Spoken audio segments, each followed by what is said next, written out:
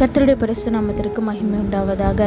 நாம் பாவிகளாய் இருக்கையில் கிறிஸ்து நமக்காக மரித்ததினாலே தேவன் நம்மேல் வைத்த தமது அன்பை விளங்க பண்ணுகிறார் அப்படின்னு சொல்லிட்டு ரோமர் 5ஆம் அதிகாரம் 8வது வசனத்தில் நம்ம வாசிக்கிறோம். இந்த வசனத்தில் தேவனுடைய அன்புடைய ஆழத்தை நமக்கு நினைப்பூட்டக்கூடிய ஒரு வசனமாய் காணப்படுகிறது. ஒருவேளை நம்ம சரியானவர்கள் அப்படிங்கிறதுனால கிடையாது, நன்மை செய்கிறவர்கள் அப்படிங்கிறதுனால கிடையாது. நாம் இன்னும் நம்ம பலவீனத்தில் இந்த வசனத்தில் பார்க்கும்போது நம் பாவிகளாக இருக்கையில் அப்படின்னு சொல்லி போட்டிருக்கோம். ஸோ நம்ம தவறுகளிலும் கூட நம்மை நேசிக்கிற ஒரு தேவனாய் காணப்படுகிறார்.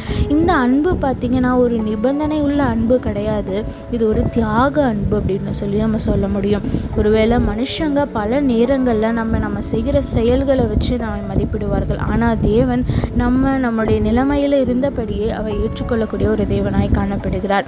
ஒருவேளை இன்று நம்ம ஒருவேளை தாழ்வு உணர்ச்சியிலோ இல்லை குற்ற உணர்ச்சியிலோ இருந்தோம் அப்படின்னா ஒன்று மட்டும் ஞாபகம் வச்சுக்கோங்க, இப்போ நம்ம எப்படிப்பட்டவர்களாக இருக்கிறோமோ அப்படியே தேவன் நம்மை நேசிக்கிற ஒரு தேவனாய் காணப்படுகிறார். அவருடைய அன்பு நம்ம கடந்த காலத்தை விட பெரியதாய் காணப்படுகிறது. ஒருவேளை நம்ம கடந்த காலம் எப்படி வேணால் இருக்கலாம், அதை விட பெரிய ஒரு அன்பாய் காணப்படுகிறது. நம்முடைய தவறுகளை விட ஒரு வலிமையுள்ள அன்பாய் காணப்படுகிறது. இந்த அன்பை ஏற்றுக்கொண்டு ஒவ்வொரு நாளும் ஆண்டவருக்காக நம்ம வாழும்போது கர்த்தர் பெரிய காரியங்களை நமக்கு செய்ய போதுமான தேவனாய் காணப்படுகிறார். கர்த்தர் தாமே உங்களை ஆசீர்வதிப்பாராக. ஆமென்.